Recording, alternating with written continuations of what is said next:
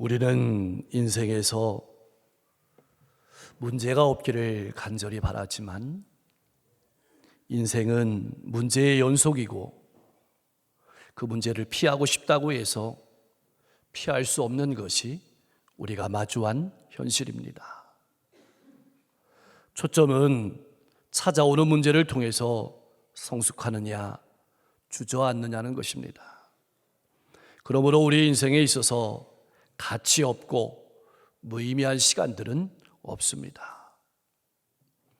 하나님의 말씀 하나 붙잡고 하나님께서 약속하신 가나안 땅에 정착한 아브라함은 그 가나안 땅에 크게 흉년이 들자 그 문제를 해결하고자 이집트로 내려갔습니다.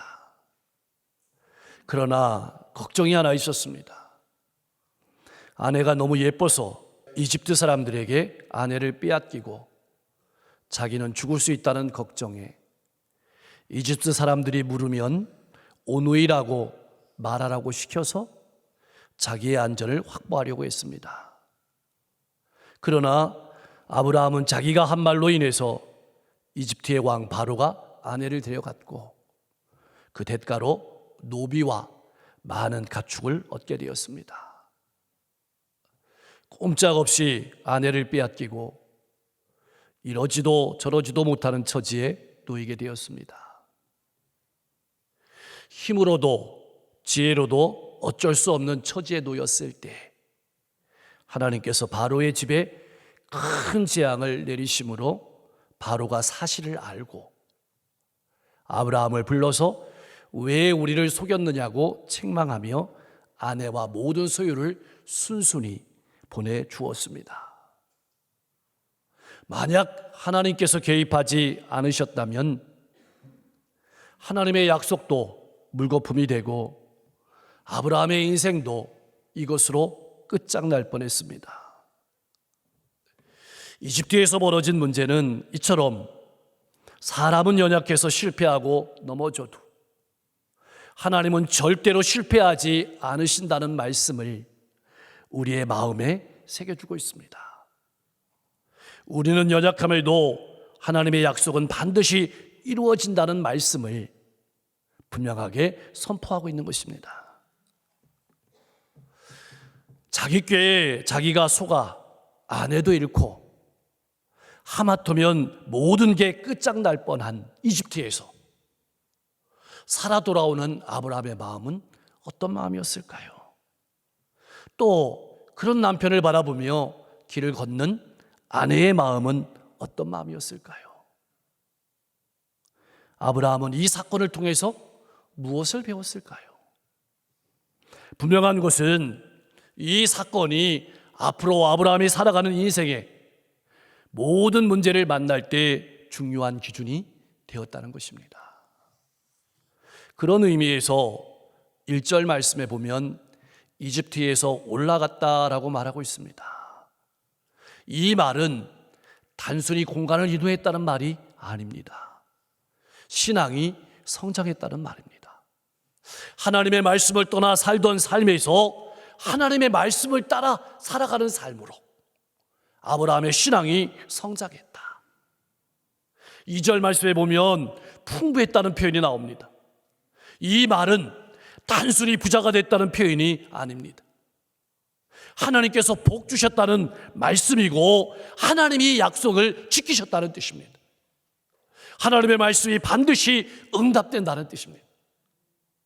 사랑하는 성도 여러분, 여러분이 믿는 하나님은 어떤 하나님이십니까? 여러분은 어떻게 믿고 있습니까? 하나님은 약속을 지키시는 하나님이십니다. 우리는 인생을 걸어가면서 때로는 연약하여 넘어져도 하나님의 말씀은 분명히 성취됨을 믿고 때로는 넘어지면 부끄럽습니다. 면목 없지만 아브라함처럼 다시 일어서서 믿음으로 걸어가시기를 소망합니다. 근데 한 가지 궁금합니다.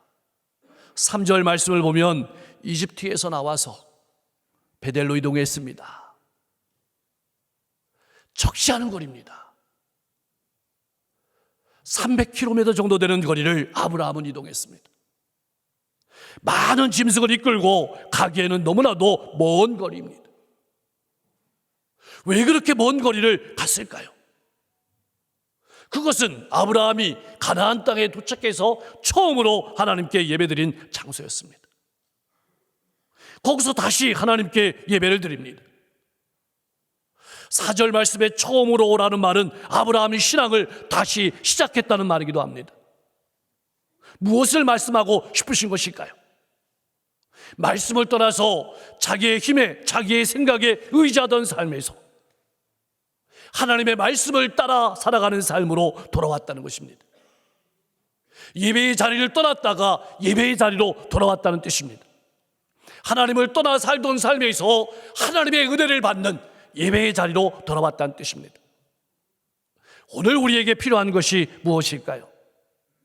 신앙의 처음 자리를 회복하는 것이 중요합니다. 순수한 신앙의 회복이 너무나도 중요합니다.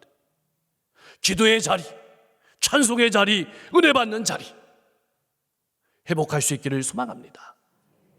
혹 신앙의 첫 자리를 잃고 방황하시는 분 있습니까? 아브라함이 돌아왔던 것처럼 다시 돌아오십시오. 기도의 자리를, 말씀의 자리를, 은혜 받는 자리를 회복하실 수 있기를 간절히 소망합니다. 그러나 평화도 잠시 또 다른 문제가 아브라함에게 찾아왔습니다. 이번에는 재산이 너무 많아져서 아브라함과 조카 롯이 함께하기 어렵다는 것입니다. 5절과 6절 말씀을 가만히 읽어보면 문제가 필연히 발생할 수밖에 없음을 나타냅니다. 지금까지 아브라함의 인생을 돌아보면 물질이 부족해도 문제가 생겼고 물질이 넉넉해도 문제가 생겼습니다. 이집트로 내려갈 때는 물질이 부족해서 생긴 문제였고 이집트에서 올라와서는 물질이 넘쳐나서 생긴 문제였습니다. 왜 그럴까요? 물질이 목적이 되기 때문입니다. 하나님께서 목적이 되지 않기 때문에 물질이 적어도 물질이 많아도 문제가 되는 것입니다. 여러분의 인생의 목적은 무엇입니까? 세상의 물질이나 세상의 명예나 세상의 성공이 목적은 아닙니까? 그러면 여러분의 인생의 문제는 끊어지지 않는다는 사실을 잊지 마십시오. 아브라함의 문제는 친족 간에 일어난 문제고 주변에는 믿지 않는 사람들이 보고 있다는 것입니다. 이 문제를 어떻게 하면 좋을까요? 만약 여러분이 아브라함이라면 이런 순간에 어떤 선택을 내리시겠습니까? 이것은 단순히 아브라함만의 일은 아닐 것입니다. 저는 아브라함의 이야기를 지금까지 읽으면서 한 가지 궁금한 점이 생겼습니다. 왜 아브라함은 조카 롯을 계속 데리고 다녔을까? 왜? 조카 롯이 일찍 아버지를 여의어서 불쌍했기 때문일 수도 있습니다. 그러나 한 가지 더 생각해 보아야 될 것이 있습니다. 아브라함은 자식이 없습니다. 아마 아브라함은 조카를 자신의 상속자로 생각했을 것입니다. 자신의 미래로, 자신의 전부로 생각했을 것입니다. 태는 다쳤습니다. 자식은 없습니다. 거기에다 혈연이었습니다. 인간적으로 보면 너무나도 당연한 생각입니다. 롯 말고 누가 있습니까? 그런데 하나님께서는 5절 말씀에 보면 이러한 아브라함의 생각을 사정없이 무너뜨리는 표현을 하고 계십니다. 아브라함의 조카 롯이라고 표현하지 않고 아브라함의 일행 롯이라고 표현했습니다. 롯은 아브라함과 함께 다니는 사람이지 아브라함의 상속자가 아니란 뜻입니다. 그렇다면 이 문제는 재산 문제를 넘어섭니다. 신앙의 길을 걸어갈 때 혈연이나 인간적인 생각이나 방법에 의지하지 말라는 말씀이기도 합니다. 하나님의 말씀을 붙들라는 말씀이고 하나님의 말씀에 붙들리라는 말씀이기도 합니다. 사랑하는 성도 여러분, 나는 어떻습니까? 신앙의 길을 걸어갈 때 무엇을 붙들고 살아가고 있습니까? 하나님의 말씀입니까? 아니면 인간적인 생각이나 꾀나 방법입니까? 아브라함이 먼저 화해의 손을 내밉니다. 누가 잘못했는지 따지지 않았습니다. 서로의 관계를 확인했습니다. 그리고 아름답게 헤어질 것을 제안했습니다. 참 아름답고 훌륭합니다. 이 장면은 그리스도인은 어떤 사람인지, 그리스도인은 어떤 사람이 되어야 되는지를 우리에게 말해주고 있습니다. 그리스도인은 먼저 화평의 손을 내미는 사람입니다. 그리스도인은 일이나 돈보다는 관계를 먼저 생각하는 사람이 그리스도인입니다. 아브라함은 롯에게 먼저 선택권을 줍니다. 롯은 어떤 선택을 할까요? 10절 말씀을 보면 이렇게 기록되어 있습니다. 롯이 눈을 들어 요단 지역을 바라본 즉, 여기서 눈을 들어서 바라보았다는 표현은 단순히 바라봤다는 것이 아닙니다. 세상의 이해관계를 따져서 무엇이 내 사업에 유리한지, 무엇이 내가 돈을 더 벌 수 있는 것인지 조목조목 살펴보았다는 뜻입니다. 그렇게 살펴본 후에 요단 온 지역을 택해서 아브라함을 가차없이 떠났습니다. 롯은 에덴 동산에서 아담과 하와가 그랬던 것처럼 보암직도 하고 먹음직도 하는 것을 따라서 자신의 미래를 선택했습니다. 그리고 요단 평지에 살다가 화려한 소돔 땅에 묘료가 되어서 점점 장막을 옮겨서 소돔까지 이르게 되었습니다. 아브라함은 하나님을 더 잘 섬기고 나타내기 위해서 믿음으로 선택하며 한 걸음 한 걸음 하나님께로 나아갔고, 롯은 세상의 가치관을 따라서 세상의 인정을 받기 위해서 세상을 향해서 한 걸음 한 걸음 나아가고 있었습니다. 그러나 롯의 선택에는 불길한 그림자가 생깁니다. 푸르고 푸른 요단들을 바라보는 롯의 마음에는 하나님의 말씀은 아예 안중에도 없었습니다. 롯의 마음에는 세상의 부귀영화와 권세가 마치 영화의 한 장면처럼 지나가고 있었습니다. 사랑하는 성도 여러분, 나는 어떤 신앙인입니까? 하나님의 말씀을 믿고 감사하며 인내하며 기다리는 신앙인입니까? 아니면 요단의 넓은 들을 바라보며 즐거워하며 세상 안으로 한 걸음 한 걸음 들어가는 신앙입니까? 그런데 말입니다, 아브라함은 어떻게 이렇게 엄청난 선택을 할 수 있었을까요? 인격이 훌륭해서일까요? 물론 그럴 수도 있습니다. 그러나 이집트로 내려갈 때는 아브라함도 눈에 보이는 것을 따라서 하나님께 묻지 않고 선택했습니다. 그러나 이제는 가치와 기준이 달라지고 있었습니다.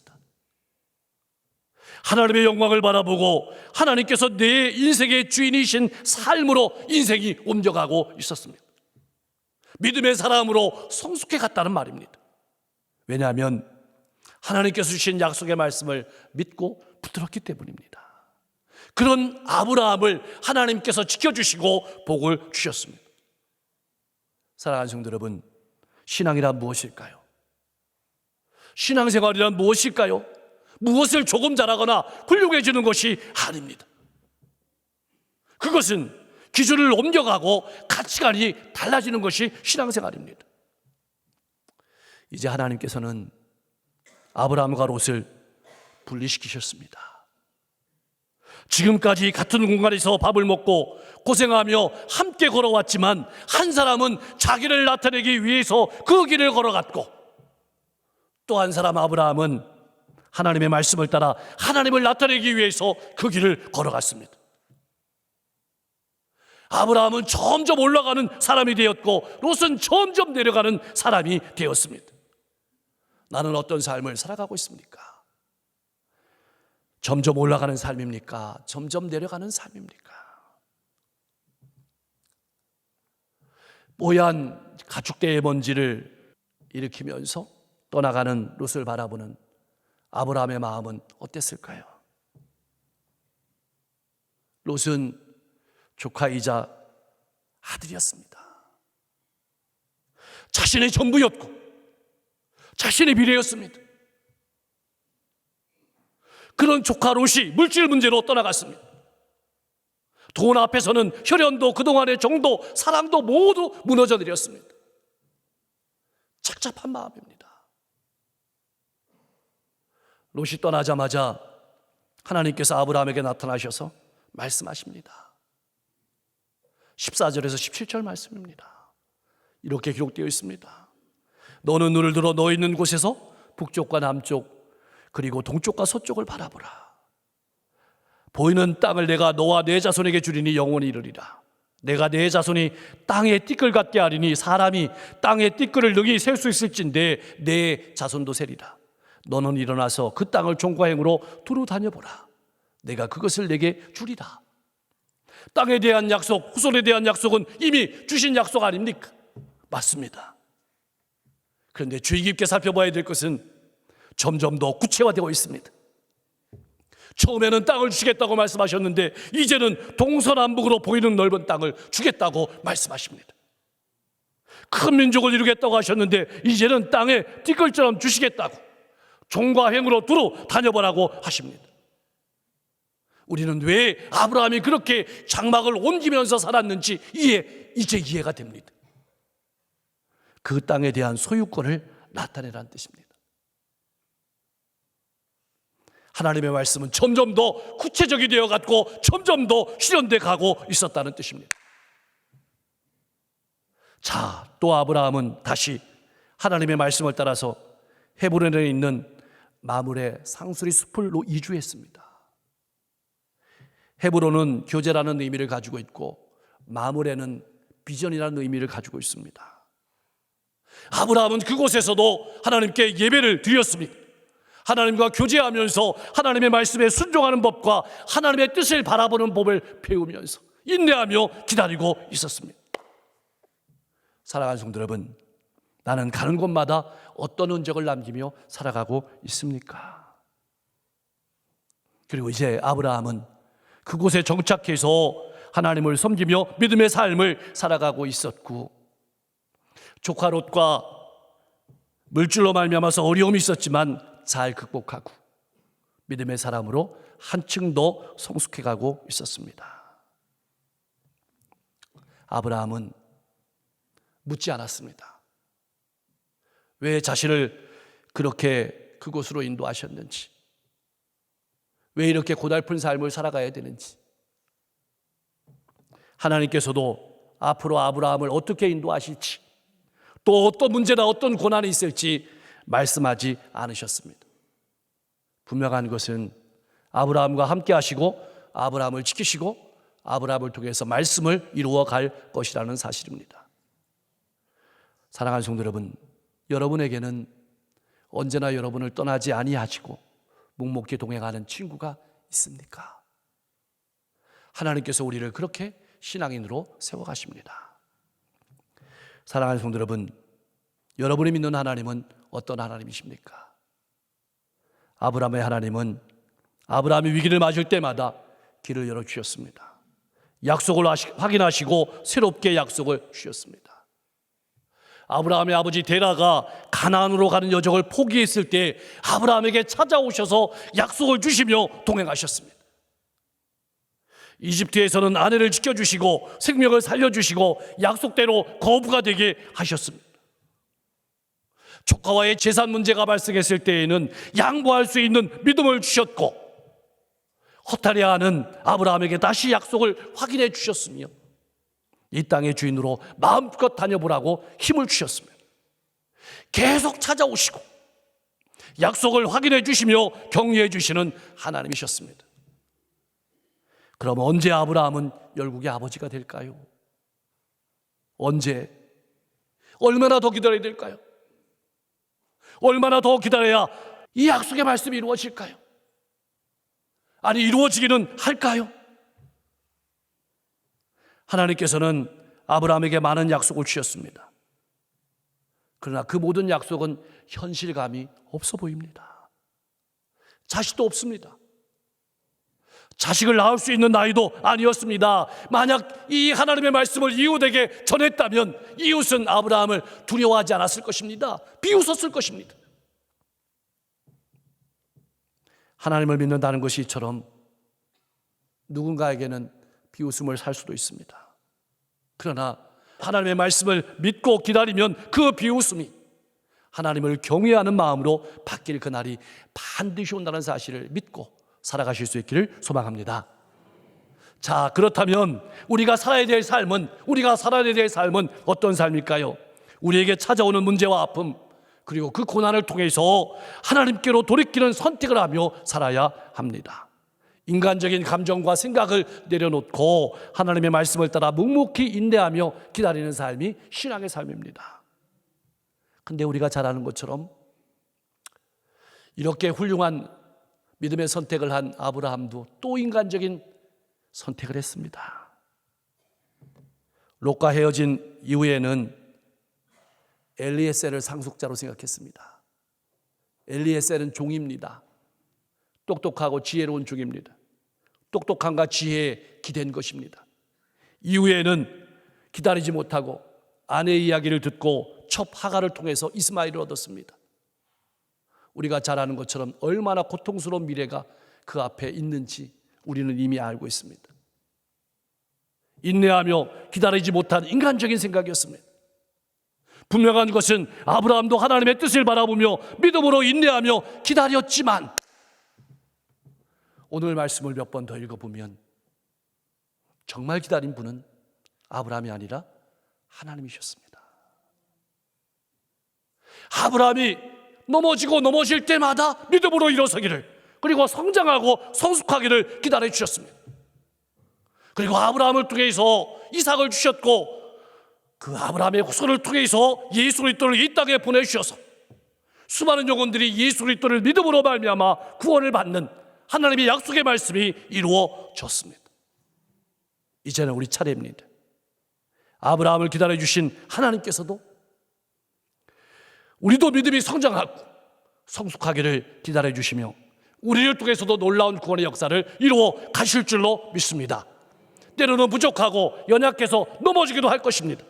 그렇지만 다시 하나님의 말씀을 붙잡고 일어서서 또 한층 성숙하고 또 성숙하고 기다려주시는 하나님을 바라보면서 믿음을 일어서서 묵묵히 가정과 일터와 이웃 가운데로 나아가심으로 하나님이 세우시고 하나님이 쓰시는 믿음의 주인공으로 복되게 쓰임받는 여러분과 제가 될 수 있기를 주님의 이름으로 간절히 축원합니다.